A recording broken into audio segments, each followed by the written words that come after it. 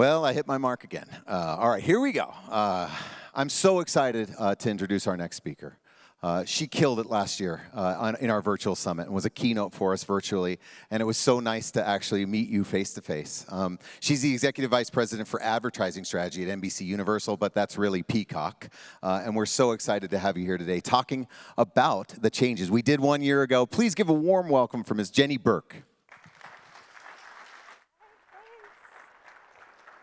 All right. Well, thank you for having me. What a great intro. Thank you, Guy, Claudio, Amy. I'm thrilled to be here in person. Like Guy said, my name's Jenny Burke. I lead advertising strategy at NBCUniversal, which means all things growth. And how could we talk about growth at NBCUniversal if we didn't focus on Peacock? And advertising is critical to that, which I'll speak to. So we're going to talk about three things today. First, the landscape. We all know it, streaming is accelerating, it's pervasive. We'll talk about that. We have to look at the consumer, the advertising marketplace. What we looked at with our response to streaming accelerating, which is Peacock, the second topic. I'll take you through our journey there. We launched 2 years ago, July of 2020 nationally. I can't believe it's been 2 years. I'll take you through how we built that, where we're at, and what we see coming next. The third topic, I'll talk about the future, how we're bringing the entire company at NBCUniversal together to plan for and prepare for the future and create it really. And advertising is really core to that. So let's get going. Thank you. First, we got to talk about the consumer, right? What is the consumer doing? We like to say people aren't going anywhere, they're going everywhere. Think about your own home. Everyone is streaming. Well, 85% of US homes are, and that's growing. Imagine just a decade ago where this, it was quite nascent, right? Look at the right-hand side. Video hours consumed per day. People love premium video content. 6 hours per day consumed, a slight decline, but still holding off. They're still consuming this amazing content across the industry. They're just shifting how. We all know that, right? 2019, look at the yellow and the top, 41% was streaming. Fast forward to next year, it's just shifting, 60%. The business model is shifting, and we all have to plan for that, and we are with Peacock. Second, right, what is the consumer doing? What is the business model doing? As streaming is growing, that's fueling the ad market. So just to read this chart, a similar view, this is the US video ad market. 2019, $79 billion video ad market. Just for everyone, this excludes social just to focus on what we're calling premium video. $19 billion in streaming, about 25% of the total spend. Again, already growing with so many of the companies in this room kind of already participating there. But look at next year, $94 billion. I'll look at the top line. I work in strategy. This is a good thing, a 5% CAGR. This is a growth market. You want to be in this marketplace. That's $15 billion entering this ecosystem. It's just shifting, right? That $19 billion from 2019 grows to $42 billion next year. That's almost 50%, not quite there, but this is a strong CAGR. Why is this happening? Marketers are following the eyeballs. We've seen this through time, and this content works for their marketing goals, which I'll talk about and how we've approached that for Peacock. So the consumer's moving to streaming, the advertisers are moving to streaming. When we stepped back a few years ago, we looked at the streaming ecosystem and we were contemplating our business model. Claudio, you talked a lot about the business model of media and entertainment. Should we go subscription or should we go advertising and subscription? And at the time, this is an older chart, look at the far right-hand side. Most players were choosing a subscription-only model. Again, 2 to 3 years ago as we were looking at the business model, I think even last year we talked a lot about subscription fatigue. How much money are consumers willing to pay? It eventually levels off and there's fatigue. There is a value exchange when it comes to advertising. So again, as we were launching, we said, hey, we did a ton of research. You talk about data and analytics for consumers and said, we believe more consumers will come to our service with ads if the ads are done right. We spent a lot of time thinking about how do we make sure the ads are done right, and we plan for the future of advertising, not the past. So we saw this white space on the upper right. Hulu had been there, Paramount Plus with CBS All Access had already been there. So we entered that way in a dual ad-supported and subscription model. Now, here we are, 2 years later, everyone is participating in this dual revenue stream model. Again, the business model works. Of course, a lot of press this year, Netflix coming on the scene later this year with advertising, and of course, Disney Plus as well. All of these players thinking about that dual revenue stream model, which is not new to the media and entertainment ecosystem. Okay. So that's the landscape, just to kind of catch us up, and many of you know that information already, but let me take you through Peacock. I'll go on a little bit of a trip down memory lane on how we planned our growth strategy, right? We're calling this a little bit of a house, right? How we went from blueprint to open house. I talked about a couple years ago, we're planning Peacock pre-pandemic, and we were designing the blueprint. Talk about bringing together the entire company at NBCUniversal, which is owned by Comcast. We had a streaming service in the UK with our sister company, Sky. We brought those minds and tech experts to help us build Peacock along with our Comcast and NBCUniversal tech teams, the best minds to come and say, how do we do this best across the entire company? Same thing in advertising. We said, what have we learned from television? What have we learned from our amazing digital assets? Partnering with Rob Hayes back in the day, who was the next speaker. How to bring the best of all of those worlds to create the future and not take some of the baggage that didn't work. We brought in marketers. That was a big piece of the puzzle. We said, let's do this together, right? It works for consumers. If it works for marketers, we can fuel this amazing ecosystem to keep creating more amazing content for the globe. We brought on 10 launch partners in that initial phase. We called them our Peacock Streaming Council, which we still have to this day, and they're continuing to help us plan for the future. That was launch. We plowed forward and launched in July of 2020, and we were so happy we did. Fast forward a year, in my house analogy, I'll call this building the foundation. We scaled the technology. Not only did we have hyper growth in terms of audience, we had hyper growth in terms of clients coming onto the platform. We spent a ton of time making sure the foundation was solid. The best ad policies out there. Let's not have frequency problems in terms of seeing the same ad over and over again. Ensuring everything worked, building the technology of programmatic, or for those of you that aren't close to the advertising ecosystem, but allowing marketers to buy the inventory how they see fit. Programmatic is one of those pieces. That was building the foundation. We also scaled distributing Peacock in our Comcast footprint, again, bringing to bear the entirety of what Comcast has to offer. Okay, the third chapter, where we're at right now, I'll call this opening the doors of our house. We're at scale. The platform, the streaming service is on fire. We're very excited about it. The last bullet here is probably on the right-hand side, one of the most important. We're this year on average more than 50 million monthly active users. That's huge scale. And we're very proud of what's happened the last year, if you can believe it. We had 2 Olympics in 1 year.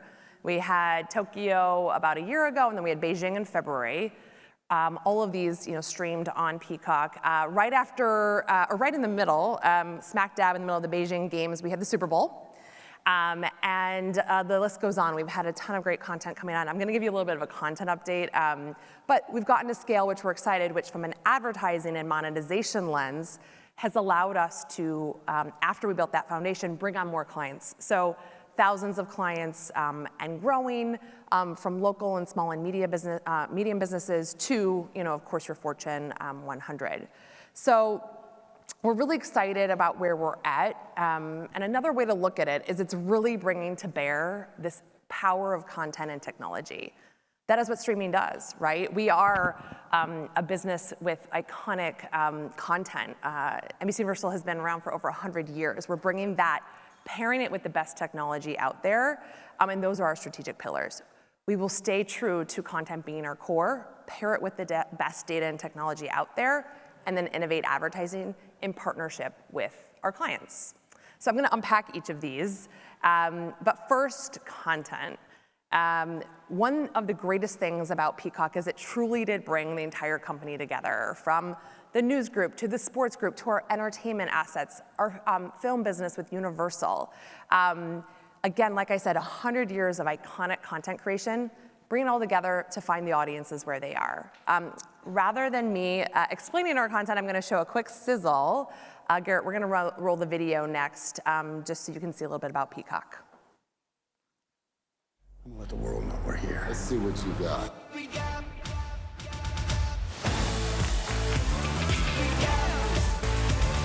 That's dope. You coming or what?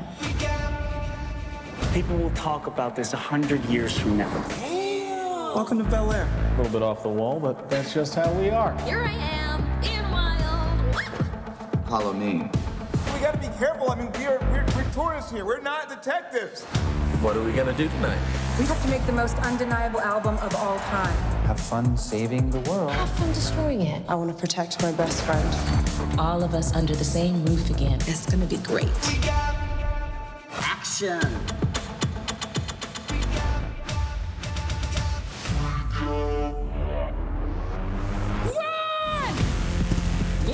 Let's do this thing. This is my favorite place on earth. I don't want to hurt anyone, but it feels kind of good. Why do they always have to go bigger? We got the... What a catch it is! Out of here! What a finish! Who let the dog out?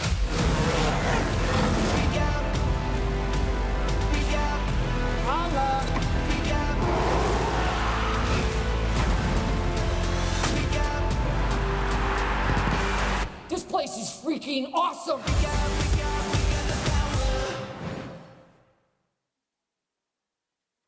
All right. I always get super jazzed watching our content. There's something for everyone, exciting, relevant, you name it.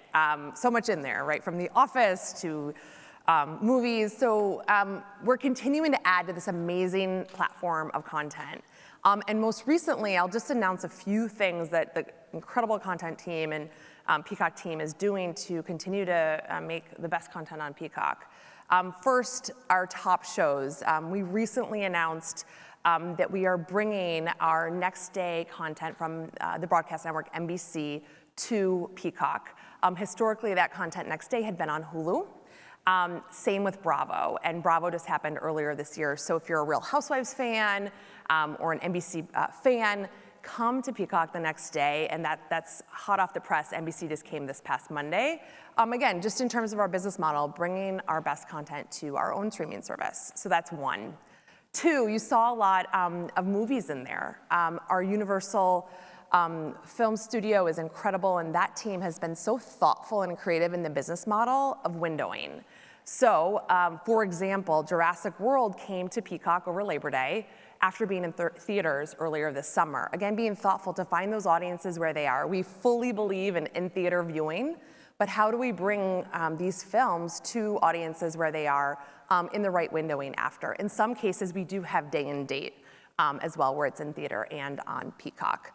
Minions is another one that's coming soon. So those are two big exciting movements on the content front. The last one, live sports, I said it. The Olympics has been massive for us. We have the World Cup later this year, November, December. Tune in there, it's on Peacock and on Telemundo. That's where we have the rights.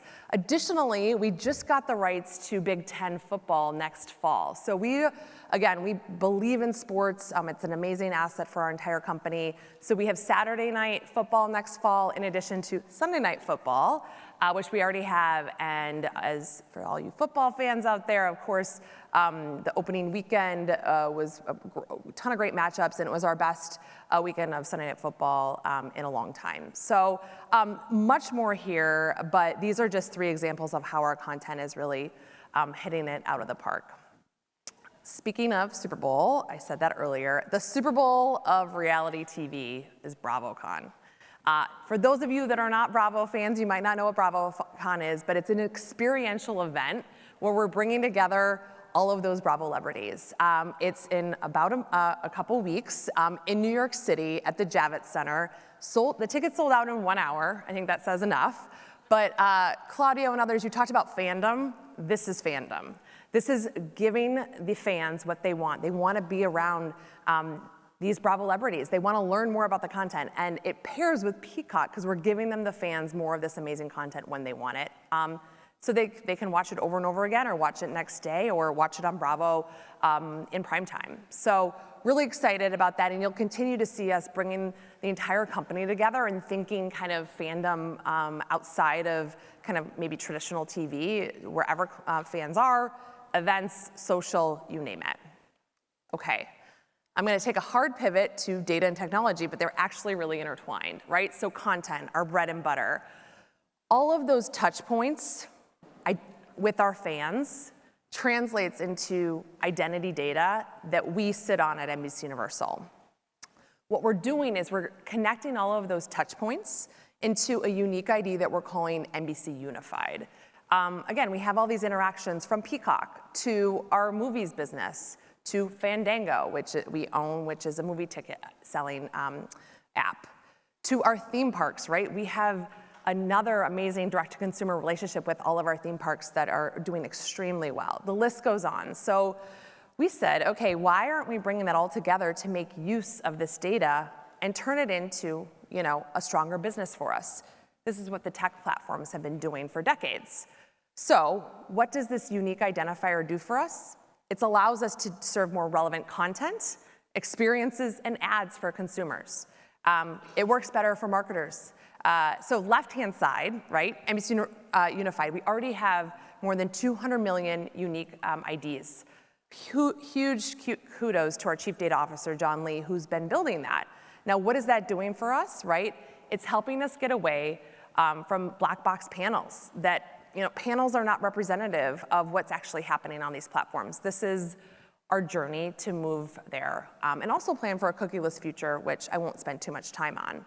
But what does it do? It allows us to aggregate all of this first-party data across all of our touch points, one. We then can match with advertisers, so we know who they're looking for, of course in a privacy-compliant way. We then target the ads. Everyone's happier.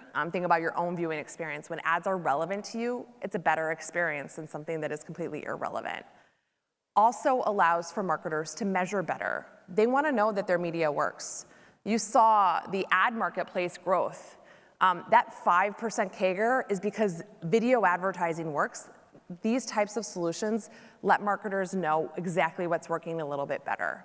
Not a little bit, a lot. So really excited about our data and technology tools. Again, the kickoff was about analytics. All of this is rooted in analytics to drive better business for both marketers, consumers, and us at NBCUniversal. Before I switch to kind of the details of ad innovation, all of this works for marketers. We saw it's working for consumers because we're at that, you know, over 50 million monthly active users. So, okay, that's working. The value exchange is helping us get to scale. When you bring this content technology and innovation together, this chart is a classic marketing funnel. Just at the top, brand familiarity or awareness, all the way down to purchase intent. Those numbers in the middle are when consumers are inclined, you know, around that brand message that's associated with our content. What we're finding is that our very, you know, thoughtful, highest quality, best-in-class ad experience is doing even better than the CTV norms on Peacock. So that's that percent lift on the right-hand side. When we talk to a marketer, this is the one page we would show. It works, right? Not only does it have lifts of plus 8% on the brand familiarity point, but all the way down to purchase intent.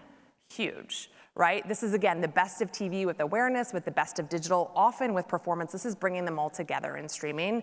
And we know our inventory works for the KPIs that they're looking to hit. When we set out at the beginning of launching Peacock, ad innovation was at our core, truly. We said, we can do better. The 15s and 30 seconds work great, but let's go beyond that. And we set out to launch at a minimum 4 new ad products per year. We've launched 10, which we're really excited about, and huge kudos to the team that are doing that. And they're both in pod, so in your traditional 15 and 30 second pod, but then also out of pod, in content, on the actual platform of Peacock. For everyone, our ad experience on Peacock is no more than 5 minutes an hour, and we're thoughtful about movies with a cinematic experience, but for episodic content, those pods are max 60 seconds. So we're thoughtful about those formats that are in there. In some cases, they're engagement ads that allow for you to interact with the ad and or get a coupon. There's commerce enablement. I'm gonna give you an example of two in a second, but that's the in pod. On the out of pod, it's like, how do we be thoughtful around live sports? If you're watching the Premier League, again, another kind of amazing asset we have on the platform, how do we bring advertising in a non-intrusive way? Those are the things we're getting creative on. And marketers are sitting at the table. I mentioned the Peacock Streaming Council. Those partners come and sit with us. We ideate. They test beta products with us. So far, this is working really well for us. I'm gonna talk about two examples. The first one is what we call the pod bounce, where the advertiser is really the hero by giving more time back to the consumer. And let's play the video here, it does a better job explaining it than me. Oh, this one has audio, Garrett. Thanks to you. That's what I'm talking about. Top Pod Bounce. It literally lets fans bounce over a commercial break, thanks to you. That's what I'm talking about. A message in the first ad break tells fans you're bouncing them right back into the show.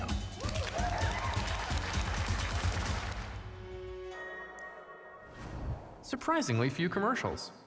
Let's skip this break thanks to State Farm. Then in the second ad break, your brand spot plays in an exclusive position. It's called service. Like a good neighbor, State Farm is there. Pod Bounce. I did not see this coming. It's a brand new way to reward users. A limited commercial experience in fan favorite content where you're the hero. That is too good to be true.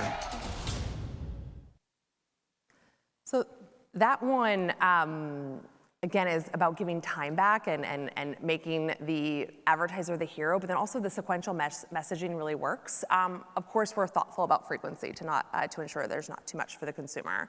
A second big one we're excited about is in content. We call it the in-scene ad.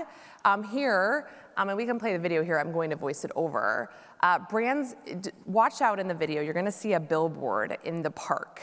You see that Minions ad in the park. Now, what we're doing is we're using technology to be able to swap out that creative based on the data that we're collecting from NBC Unified. So what happens is, let's say it's Minions and we really want to market that.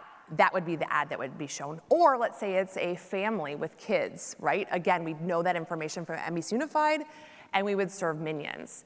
In the future, right, that could be Jurassic World. That's that other example right there. But it's all representative of who is watching. This one's coming soon, but again, what's exciting is this format is not intrusive, right, and doesn't take away time from the consumer. Again, one we're really excited about. So again, we've launched 10 to date, many more to come, and we're excited to kind of keep reinventing advertising here. So just to put a bow on kind of our current strategy for Peacock, it's bringing all these things together, right? I talked about content, technology, ad innovation, and it's eventizing these moments for both consumers and marketers. Fandom, you talked about it. These moments, whether it's a drop of a show, a live event, are big for consumers, and it's big for marketers as well. From kind of across the board on here, ad innovations, content integrations. This example on this page is for Bel Air, a hit original on Peacock where Lexus will be integrated throughout. Experiential, I talked about BravoCon, we're doing a Bel Air mansion, and again, Lexus is right there with us from custom content to social. So eventizing and making these moments bigger is what we're doing across all of our assets. Okay, so the landscape is going to streaming.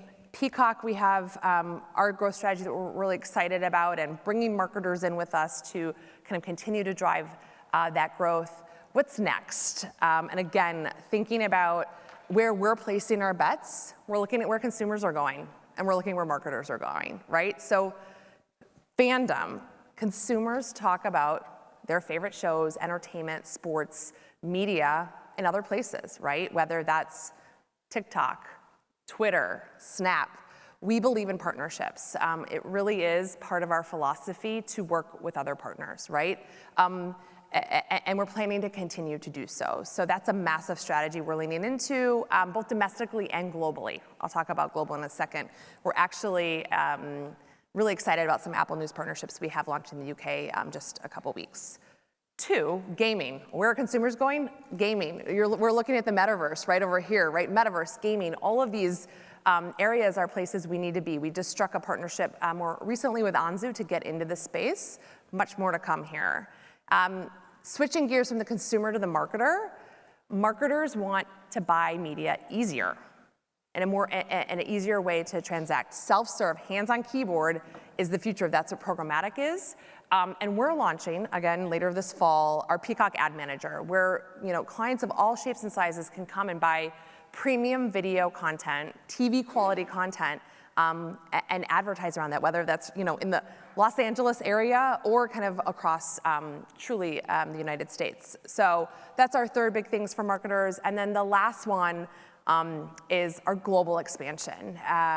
Sky is a sister company of ours under the Comcast umbrella. We've launched Peacock in the Sky footprint, which we're really excited about, and we plan for further global expansion. All these trends I spoke to, we spent a lot of time looking at them globally. They're happening across the globe, from consumers to marketers, so we'd be remiss to not plan for that future, and we're spending a lot of time on that. So I'll wrap there. Streaming is the future. It's actually here right now. We're very excited about what's going on at Peacock. I'm looking forward to the rest of the day. Thank you.